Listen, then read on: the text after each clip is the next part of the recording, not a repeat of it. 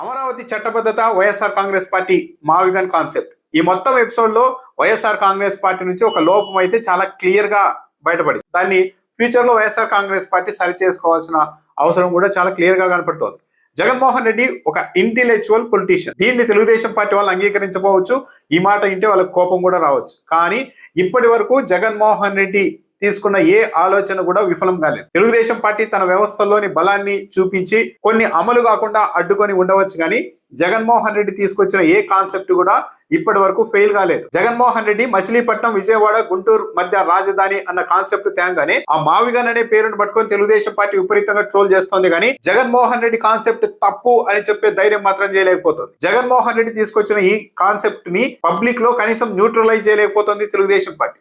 Telugu Desam party media ఈ మావిగన్ చుట్టూ ట్రోలింగ్ జరుగుతోంది, ఆ బూత్ పదాలతో ట్రోలింగ్ చేస్తున్నారు అంటూ ఇలాంటివి ప్రచారం చేసుకుంటున్నాయి. కానీ చివరకు ఈనాడు, ఆంధ్రజ్యోతి పత్రిక కూడా ఈ మావిగన్ అనే పదం మీద జరుగుతున్న ట్రోలింగ్ గురించి బ్యానర్ ఐటమ్లు రాశాయి, కానీ ఆ కాన్సెప్ట్ ఏంది అనేది చెప్పడం లేదు. తెలుగుదేశం పార్టీ టీవీ ఛానల్ కనీసం ఒక్క నిమిషం పాటు సరే ఈ పదాలన్నీ పక్కన పెడదాం, జగన్మోహన్ రెడ్డి కాన్సెప్ట్ ఏంటి, ఆయన ఆలోచన ఏంటి అన్న దాని మీద ఒక్క నిమిషం కూడా చర్చించే సాహసం చేయడం లేదు. ఎందుకు చేయడం లేదు? ఎందుకంటే ఒక్క నిమిషం పాటు ఎక్స్ప్లెయిన్ చేసినా సరే పబ్లిక్ కి చాలా సింపుల్ గా జగన్మోహన్ రెడ్డి కాన్సెప్ట్ అన్నది అర్థమైపోతుంది.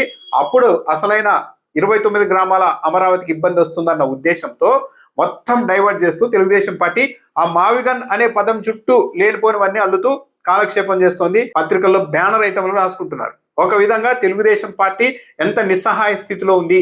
తెలుగుదేశం పార్టీ ఆలోచనలు వర్సెస్ జగన్మోహన్ రెడ్డి ఆలోచనలు చూసినప్పుడు జగన్మోహన్ రెడ్డి ఆలోచనల ముందు తెలుగుదేశం పార్టీ ఐడియాలు ఏ మాత్రం నిలవడం లేదు అన్నది ఇక్కడ చాలా క్లియర్ గా అర్థమైపోతుంది. జగన్మోహన్ రెడ్డి ఓవరాల్ గా ఒకటి చేయగలిగారు. అమరావతికి చట్టబద్ధత తెచ్చేసాం, శాశ్వతంగా ఇక్కడే అమరావతి ఉంటుంది, అందరూ ధైర్యంగా ఇక్కడికి వచ్చేస్తారు అని తెలుగుదేశం పార్టీ అని అనుకుంటే, ఆ రోజే జగన్మోహన్ రెడ్డి తెలుగుదేశం పార్టీ ప్రయోగించిన అమరావతి చట్టబద్ధత అనే కాన్సెప్ట్ ను జగన్మోహన్ రెడ్డి నిర్వీర్యం చేసేశారు తన మావిగన్ కాన్సెప్ట్ ద్వారా. చట్ట సవరణకు ముందు ఎలాంటి పరిస్థితి ఉందో ఇప్పుడు అంతకంటే పరిస్థితి ఇబ్బందికరంగా అమరావతి విషయంలో తెలుగుదేశం పార్టీకి తయారైంది. అయితే జగన్మోహన్ రెడ్డి ఆలోచనలన్నీ చాలా అద్భుతంగానే ఉంటున్నాయి, కానీ జగన్మోహన్ రెడ్డి ఫ్రీక్వెన్సీ కావచ్చు, వేవ్ లెంత్ కావచ్చు, వేగం కావచ్చు, అది ఒక లెవెల్లో ఉంటుంది. దీన్ని రిసీవ్ చేసుకోవడం, అప్రోచ్ అవ్వడం అన్నది చివరకు వైఎస్ఆర్ కాంగ్రెస్ పార్టీ సీనియర్ నాయకులకు కావచ్చు, క్యాడర్ కి కావచ్చు, వైఎస్ఆర్ కాంగ్రెస్ పార్టీ మద్దతుదారులకు కూడా చాలా సందర్భాల్లో సాధ్యం కావడం లేదు. జగన్మోహన్ రెడ్డి ఆలోచనలంతా ఒక 20 ఏళ్ల కాలం వేగంతో ఉంటున్నాయి, కానీ ఆ వేవ్ లెంత్ ని అందుకునేంత కెపాసిటీ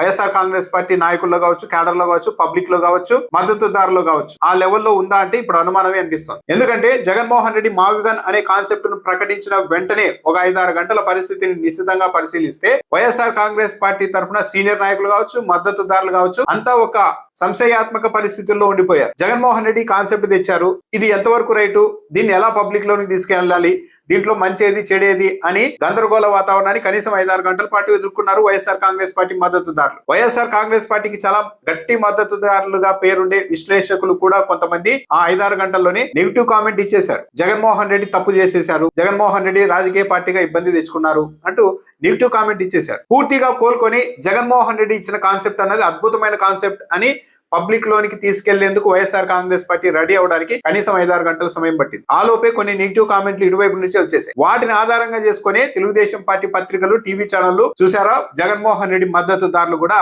ఈ కాన్సెప్ట్ మీద నెగిటివ్ గా రియాక్ట్ అవుతున్నారు. జగన్మోహన్ రెడ్డి అది ఇది అంటూ ఆయన వ్యక్తిత్వం మీద మళ్ళీ అటాకింగ్ మొదలు పెట్టారు. సో వైఎస్ఆర్ కాంగ్రెస్ పార్టీ ఏదైనా ఒక నిర్ణయం తీసుకుంటే దాన్ని పబ్లిక్ లోనికి తీసుకెళ్లాలి అని అనుకుంటే, ఎలాంటి నెగిటివ్ రియాక్షన్లు లేకుండా పక్కాగా ప్లాన్ అమలు కావాలి అనుకుంటే జగన్మోహన్ రెడ్డి ఆలోచన అద్భుతంగా ఉండవచ్చు, కానీ దాన్ని వెంటనే అర్థం చేసుకునేంత స్థితిలో నాయకులు, క్యాడరు, ప్రజలు ఉండకపోవచ్చు. కాబట్టి ఒకవేళ ఏదైనా ఒక నిర్ణయం తీసుకుంటే జగన్మోహన్ రెడ్డి దాన్ని ఏదో ఒక పిడుగుపాటు నిర్ణయంలా హఠాత్తుగా వేసేయడం కాకుండా కనీసం వైఎస్ఆర్ కాంగ్రెస్ పార్టీ సీనియర్ నాయకులకు కావచ్చు, ఎవరైతే మీడియా ముందుకు వచ్చి మాట్లాడతారో వాళ్ళకు కావచ్చు, తన మద్దతుదారులకు కావచ్చు, ముందే ఇది ఆలోచన, దీన్ని ఇలా పబ్లిక్ లోనికి తీసుకెళ్ళాలి, దీనివల్ల ఈ మంచి జరుగుతుంది అని ముందే చెప్పి ప్రిపేర్ చేసి ఉంటే కొద్దిగా కూడా ఈ విషయంలో నెగిటివ్ రియాక్షన్ వచ్చేదే కాదు. ఎందుకంటే జగన్మోహన్ రెడ్డి ఒక అద్భుతమైన కాన్సెప్ట్ చెప్పారు. జగన్మోహన్ రెడ్డి ఆలోచించినంత వేగంగా, అర్థం చేసుకున్నంత వేగంగా అందరూ అర్థం చేసుకుంటారు అన్న ఆలోచన నుండి వైఎస్ఆర్ కాంగ్రెస్ పార్టీ కొద్దిగా బయటికి రావాల్సిన అవసరం ఉంది. సరే, జగన్మోహన్ రెడ్డి కావచ్చు, వైఎస్ఆర్ కాంగ్రెస్ పార్టీ నాయకులు కావచ్చు, తమ ఆలోచనల్ని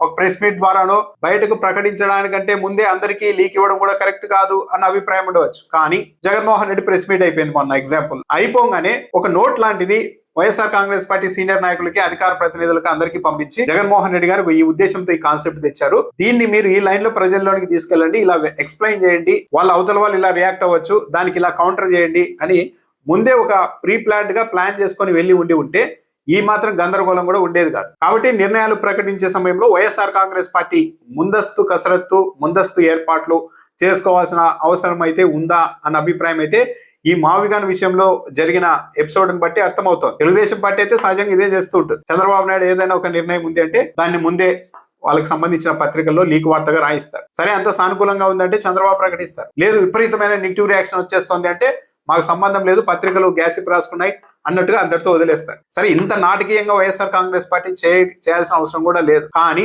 తమ నిర్ణయాలు మంచివే అయినప్పటికీ కూడా వైఎస్ఆర్ కాంగ్రెస్ పార్టీ పబ్లిక్ లో తీసుకెళ్లడంలో మాత్రం జాగ్రత్తగా ఉండాలి. గందరగోళం సృష్టించుకునేలాగా చేస్తే ఎంత మంచి నిర్ణయాలైనా సరే ఒకసారి వాటి మీద నెగిటివ్ రియాక్షన్లు, నెగిటివ్ కామెంట్, నెగిటివ్ క్యాంపెయిన్ మొదలైన తర్వాత దాన్ని రికవరీ చేసి ప్రజలకు మళ్ళీ ఎక్స్ప్లెయిన్ చేసి ఇది అది కాదు, ఇది కరెక్ట్ అని ఎక్స్ప్లెయిన్ చేయడానికి చాలా టైం పడుతుంది, చాలా రిస్కీగా కూడా ఉంటుంది.